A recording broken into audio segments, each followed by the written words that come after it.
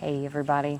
Welcome back to all of you who have been here before. Welcome in to those of you who have never been here and happen to stumble across my face. In the last 2 weeks, this is now week number 3, I have been slowly building to something, and I'm going to see how this goes. I don't script these podcasts, so everything you see is just something that I have been thinking on and working through, and it just kind of comes through as I'm talking. So this may or may not be, this may be one longer episode, or I might turn it into 2, depending on how this goes. It's just going to be determined by how I progress through this and how quickly I progress through this, I guess. So we talked about the 2006 lacrosse scandal a couple weeks back.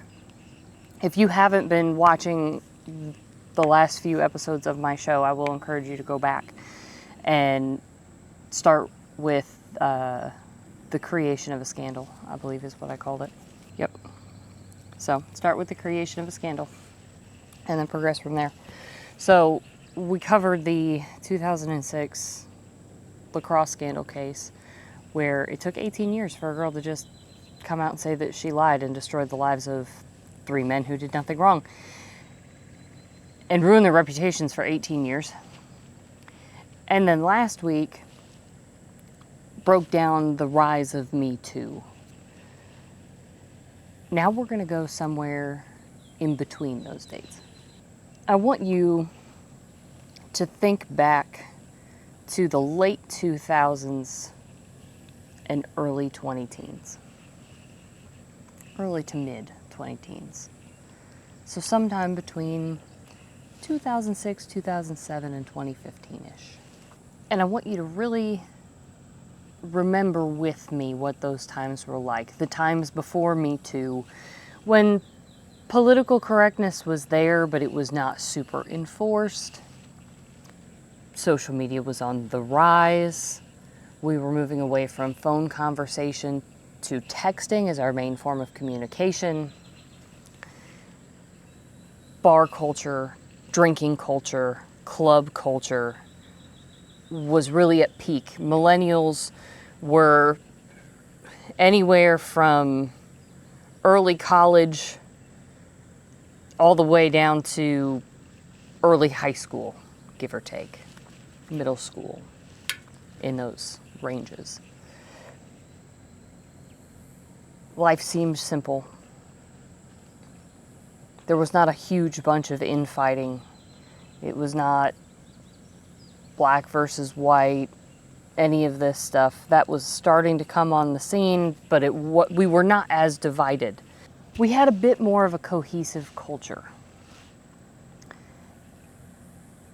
Everybody was very social. This is all very much prior to COVID and the lockdowns and just the absolute decline of human interaction face to face. We were a very face to face culture still.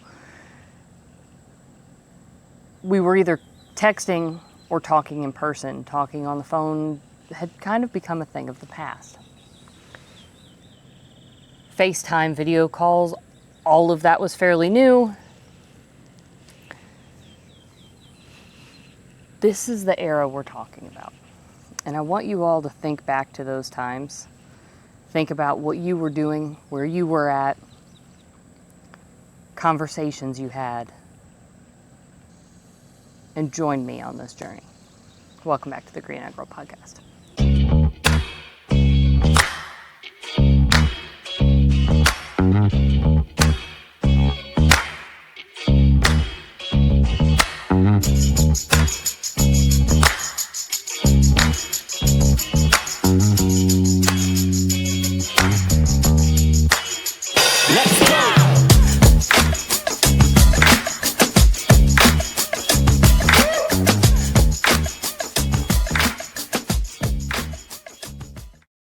Teen drinking was something that was very much promoted in all of our TV shows as a millennial, right?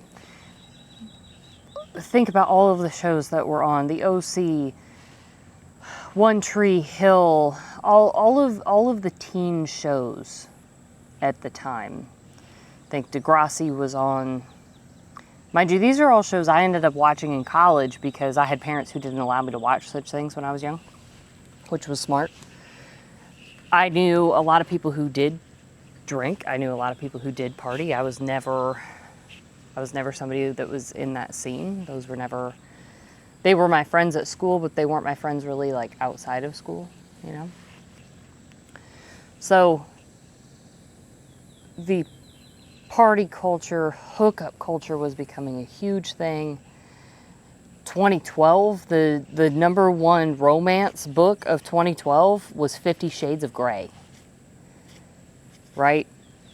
So young women had that in their mind. BDSM culture was starting to become relevant and accepted and pushed by media of all kinds. Keeping Up with the Kardashians and The Bachelorette and The Bachelor and all of these reality TV shows started to gain major prominence during this era. Everybody wanted all of the drama. They wanted to see all the hookups. They wanted to see all the fallout. This was like the coming of age of millennials. This was what we grew up with. This is how high school was, college was. It was parties. It was drinking. It was being together, doing stupid things. Like I said, I was kind of a loser nerd, so I wasn't involved in a whole lot of that. But that was our era. You know, that was kind of the defining popular thing to do. Clubs, bars, dancing, drinking, hooking up with random people, hooking up with all of your friends, all of the, like, you know, this guy slept with all the girls have all slept with all of the guys in the friend group. It was a very common situation. Sexting became a big thing. Like I said, we all moved to texting as our main form of communication. We stopped calling each other on the phone in lieu of the ability to text and get immediate responses, and then we'd all meet up and go out. Social media became huge. And along with that, all of the messaging applications.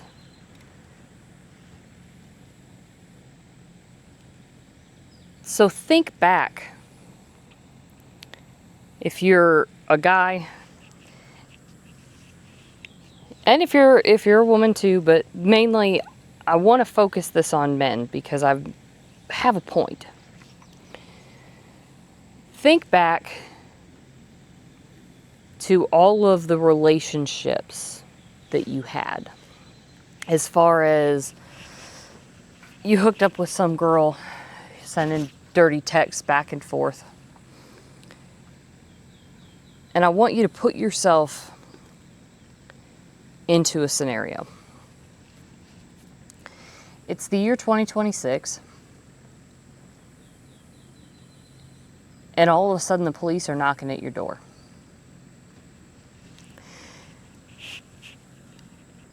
And they're coming to arrest you.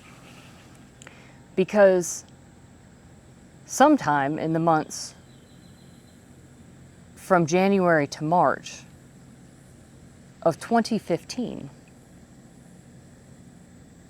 a woman has alleged that you essayed her.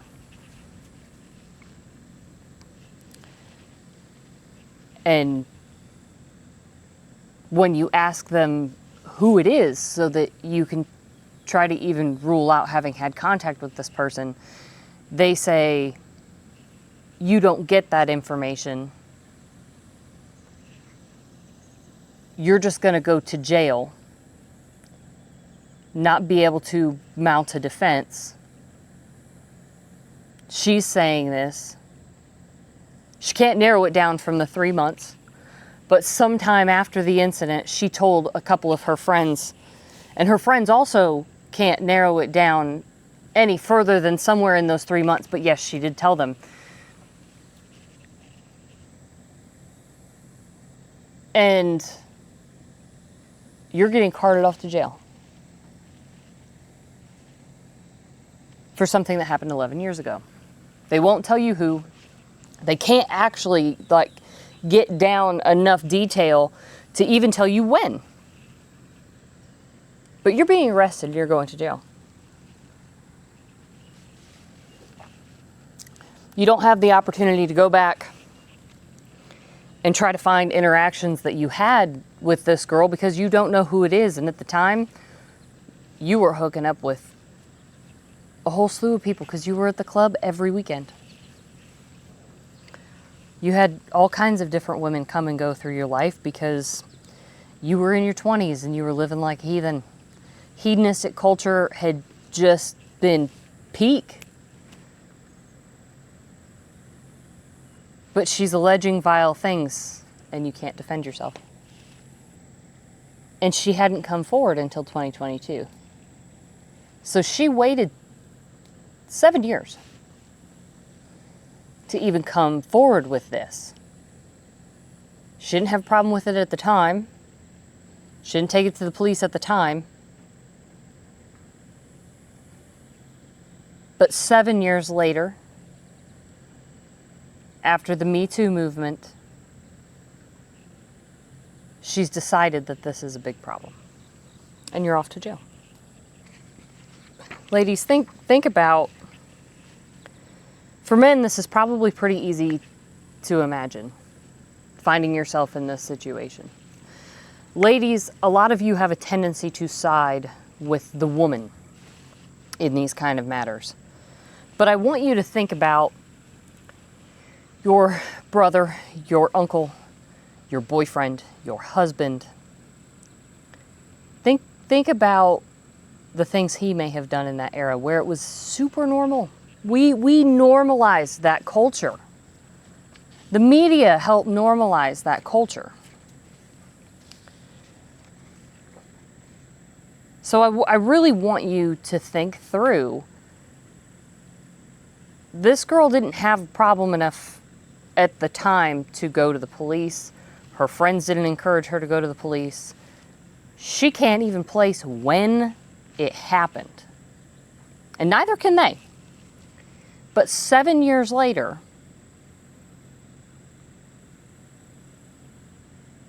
now it's come forward. After he's made money, gained some prominence in life. He's no longer just like a mid-20s scrub, right? Next scenario.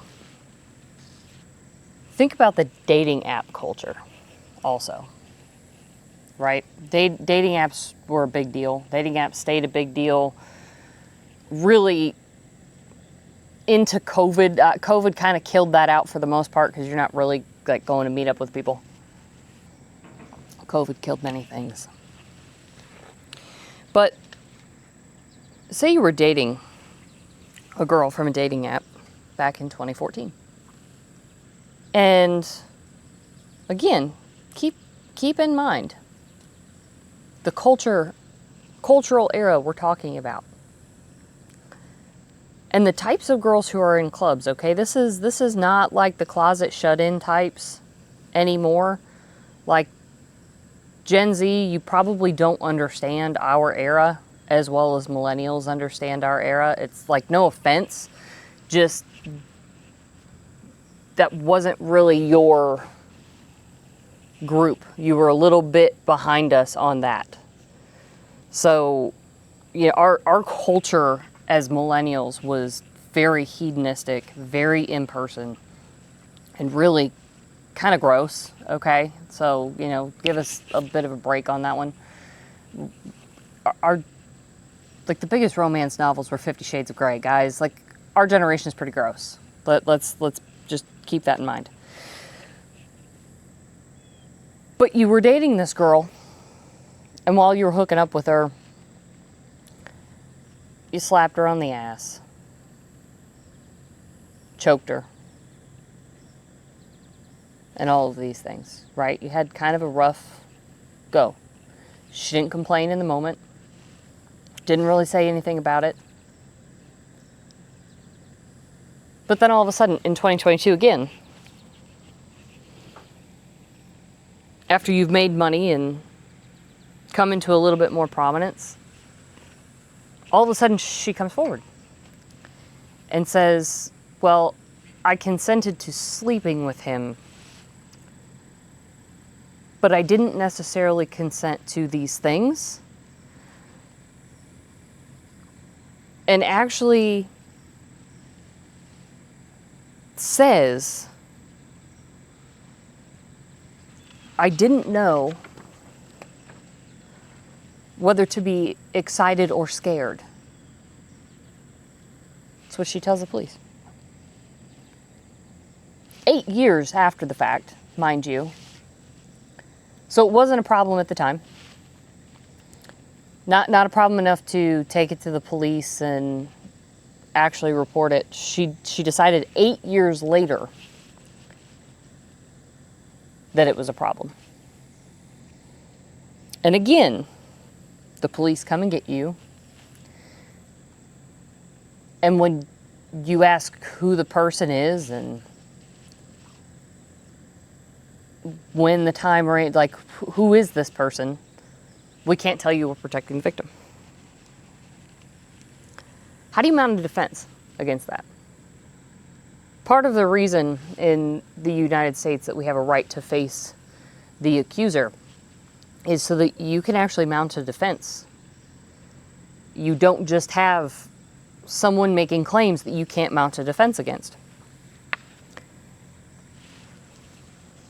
But this girl is unknown.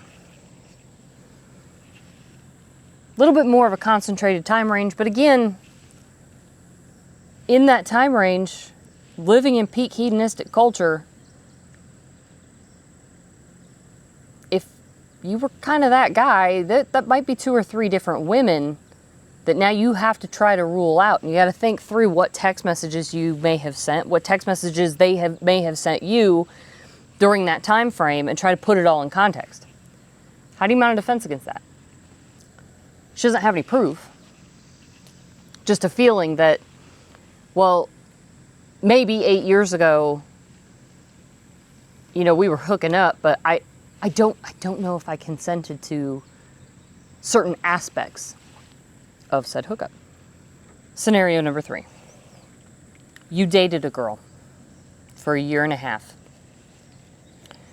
From early 2012 to the end of 2013. Okay? Dated her for 1.5 years. In our gross generation, okay, again, we're kind of a gross generation. You're in this relationship, but it's not the only relationship you have going. Like, she knows, like, you're the girl here. Like, there used to be a joke of a girl in every zip code. So long as they were in different zip codes, you were good. Okay, this was a very big joke when we were young, and I knew guys who did it, and it was really just kind of funny. Sometimes the girls knew about each other, sometimes they didn't. In this case, the girls know you're not the only one. Okay? But you dated this girl for 1.5 years. A little over. And then, all of a sudden, she comes forward in 2024. So 11 to 12 years later, she comes forward and she says, well, during this time, he SA'd me 5 or 6 times. First, my question is, if you thought it was SA'd the first time, why didn't you dump him and go to the police then? Why would you wait? She says you gave her a black eye. But she doesn't have any pictures. No proof. she gave the police a text message. A partial text message, mind you, that said, quote, "Only thing I don't want is you graping my arse. Anal, yes, but I don't want you to force it upon me." So that's literally part of her saying that USA'd her during this time. Again, you don't know who she is. They won't tell you. You had many girlfriends during that time period, through similar time period. And she came forward 11 and 12 years after the fact, again with more friends who said, yes, she told me about it at the time. She points to a handful of incidents over the course of a year and a half plus. What do you do with that? And I want you to go back and think, especially millennials.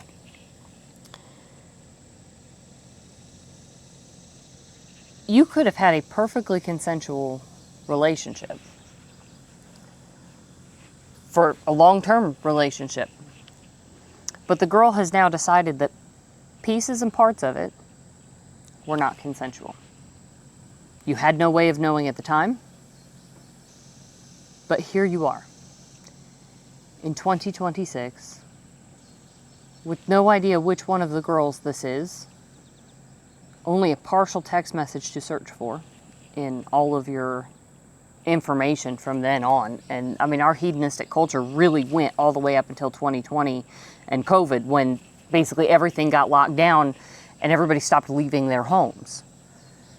So it's a very long period of time. And if you were the kind of guy, or your brother, uncle, dad, friend, was the kind of guy that was out every weeknight at the club, hooking up with people, living that hedonistic life, could be a whole myriad of people. And you can't mount a defense. Can you imagine how terrifying that must be? To have lived what was, to us, fairly normal culture, gross.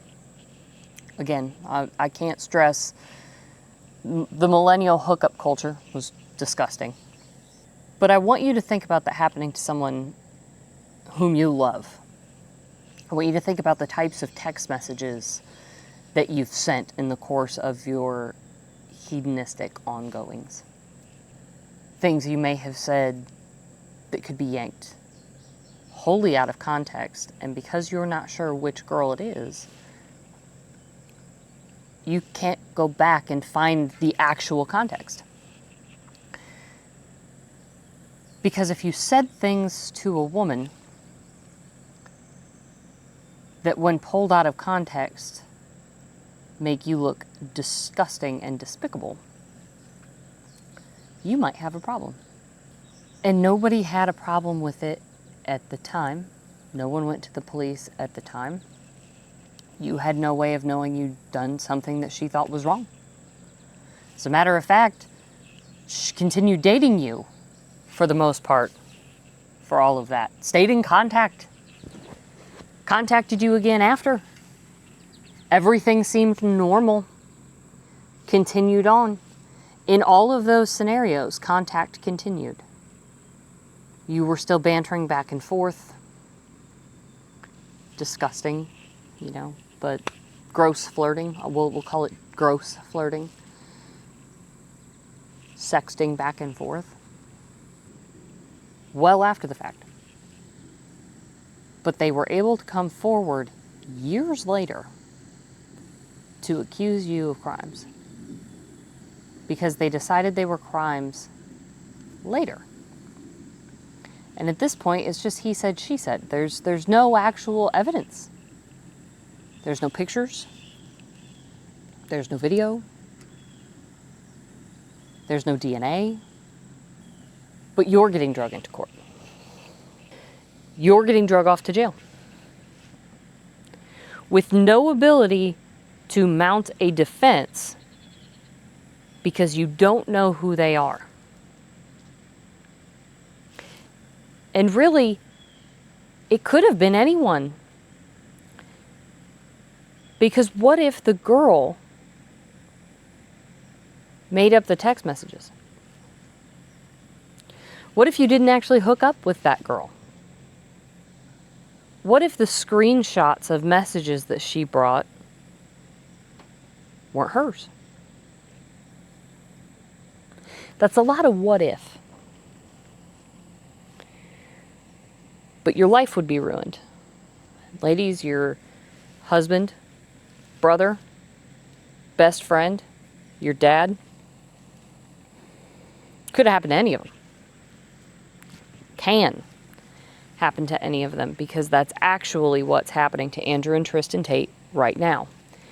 And if you listen to this and you just thought about it from a selfish perspective, you didn't put a name to it, you didn't put all of the media stigma and emotionality that has been ginned up in you by the media,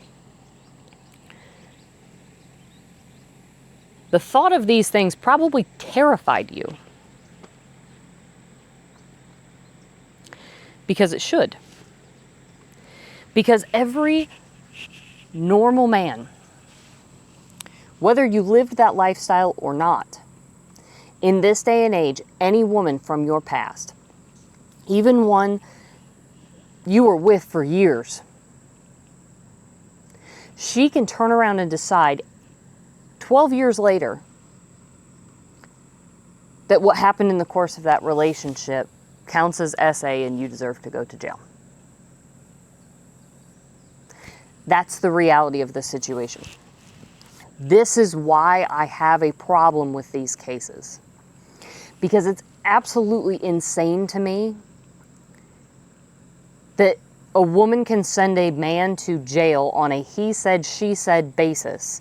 And in the post-Me Too era, where we believe all women, we have a problem. I already proved with the lacrosse case how easy it is for a woman to lie. It is hard for me to believe in any way that a woman who actually believed she had been SA'd would actually stay with a man. I don't believe it. I think it undermines women who are actual victims. I obtained all their court documents. I've read them all. And when you remove the emotionality and how much the media has ginned it up, and you look at it from a what happens if this goes through perspective, you become terrified for the men that you love. Because any woman from their past, even ones that were completely fine at the time, never had an issue, can come after them. And that's despicable. I don't believe that after a year mark, a woman should be able to come forward with an allegation of a he said, she said. I do believe that if you got SA'd, went to the police, got the DNA and everything, got all of the evidence turned in, I don't care if it's 40 years later. If that DNA pops after 40 years, that man should go down for that crime. Because the woman did the right thing on the front end and got the actual physical evidence. I don't believe in a statute of limitations where a woman did the right thing, it went forward, reported it, did the difficult thing, allowed police to process the crime scene. If that happened, no statute of limitations, burn. Because then there's actual evidence. But if you come forward after 7, 8, 12 years, when all of a sudden a man is popular, rich, flashing his wealth. And only then do you decide that something bad happened to you. F you. In all seriousness, F you. Because by these standards, I could go back to any of my exes and I could destroy their lives. I'm not even joking. By the standard that I'm reading in these documents, I could twist something and I could destroy the lives of any man that I ever dated. And that is disgusting to me, because I would never do such a thing. I find that despicable and heinous and evil beyond all reckoning. And I'm watching people cheer it on. I'm watching the media push it. And if you don't understand yet why they're pushing this, they're breaking down your defenses, and they framed a man in such a way that it makes it easy for you to believe that he would do such things. They're doing it to set a precedent so they can destroy you in perpetuity. Because men are the only thing that has ever overthrown a government, ever. And they need the ability to destroy any man at any time. And they can. And when the prominent ones are no longer around because you have cheered their demise, there will be no hope left for society. Women do not overthrow governments. Men overthrow governments. We have to stop this in its tracks. The Tate brothers should not be locked up. Period. Women should not be able to come out of the woodwork down the line and make up bullshit. They definitely shouldn't be allowed to have their identities hidden so that the men can't go through their text messages and say, here's the context of these text messages. She wanted to live out of 50 Shades of Grey. Because one of the girls in there said that she was getting hit by a belt. And when she said stop, he didn't stop. I think in this day and age, we've all watched enough TV and we understand that stop's not necessarily your safe word, is it there, bitch? You can find someone's hedonistic lifestyle disgusting. That doesn't make it illegal. And believing all women in all of these big prominent cases is a very, very dangerous thing. We already talked about this with Johnny Depp and Amber Heard. She wrecked his life, and if he didn't have an endless fount of money, his life would still be wrecked. He got drugged by the media, just slandered in every conceivable way. But he had an endless amount of money to fight it. Which also, by the way, is what the Tate brothers are doing. I pointed out in my last episode that if you don't have endless piles of money to fight these things, what are you going to do? I'm just some random chick here in the Midwest, and I know based on this that I could go wreck any man in my past. I could pull text messages out of context, and I could do this. Just, that's how easy that would be. If that doesn't scare you, you don't belong in society. You don't belong around other people. And ladies, if your mindset is that the minute a man gains prominence, that you could go through and you could wreck his life by deciding that something was SA that you didn't find to be SA at the time, but the media has convinced you otherwise, you need removed from society. This is heinous. And if the United States allows him to be yanked out of this country, if they allow these men to be yanked out of this country on nothing but some random chick says she got SA'd in a 3-month window 12 years ago, what are we doing?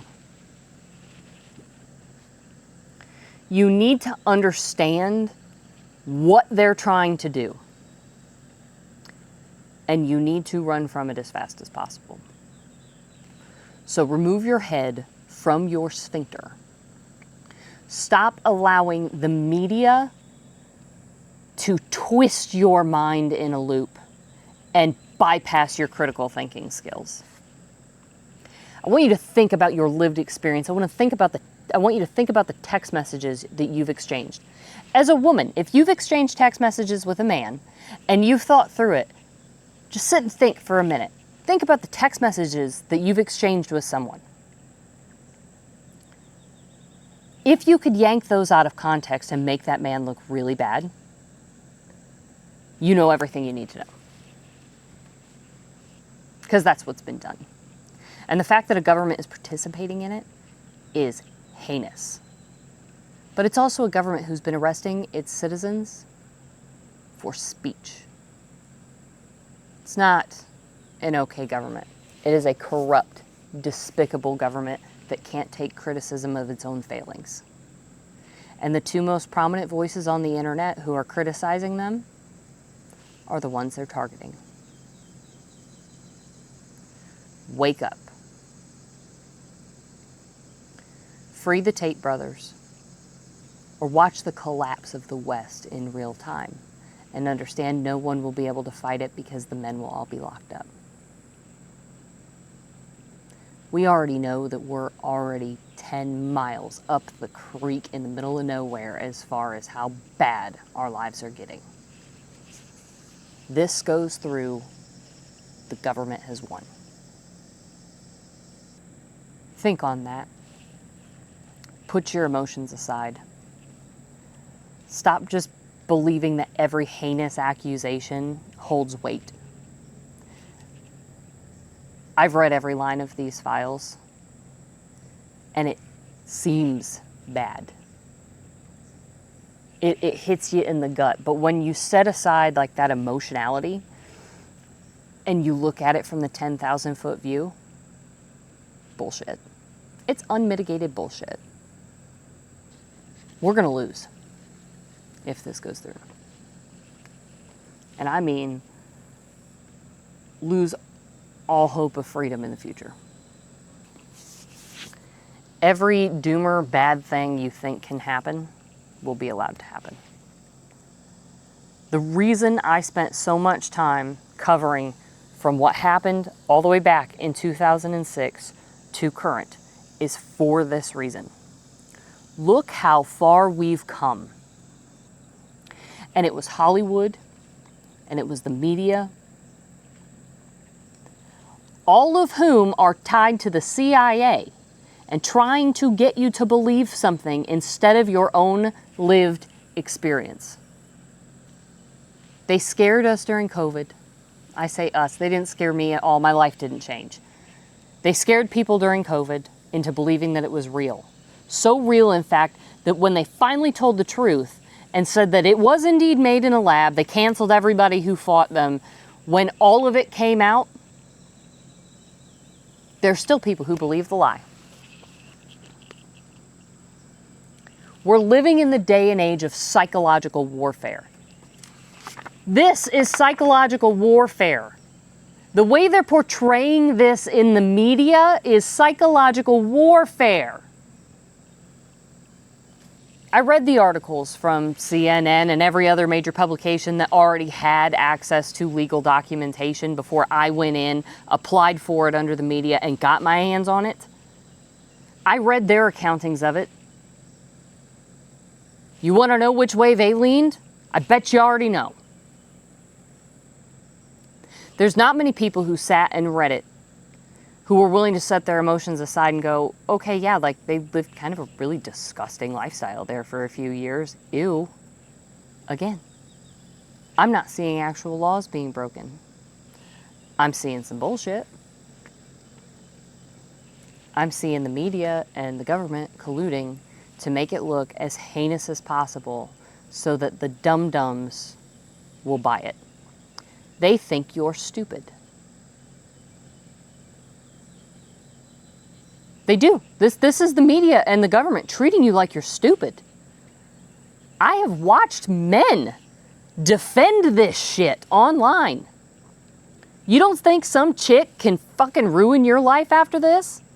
Seriously? You better hope you've been a solid incel. What happens this coming week is very vitally important to the future of the West. And more important to the men of the United States of America. Because if the UK wants you for something that you've said online, and you're an American citizen, and you've ever traveled to their country ever, and these two men are allowed to be yanked out of this country, you will be too. And you'll get locked up under their corrupt-ass judicial system. With no hope. Because they don't even have to tell you who made accusations, and it could be no one.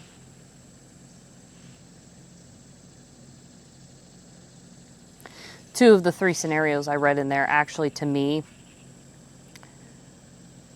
read as though the police are doing with them what Romania did and saying that they're victims when they're not necessarily victims.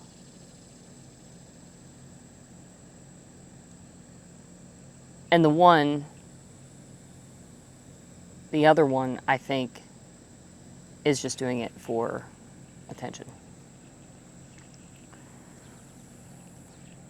That's my 2 cents.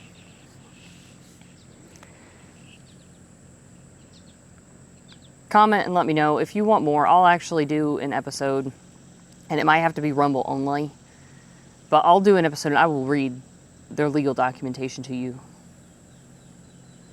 because I had to jump through a few hoops and pay to get my hands on it, and thankfully I have a podcast, so technically I count as media. So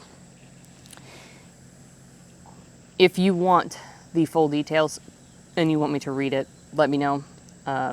But be prepared to tune in on Rumble, because YouTube's not going to let me say the things that are in this file, but I will read it to you verbatim. I'm more than happy to do it. So,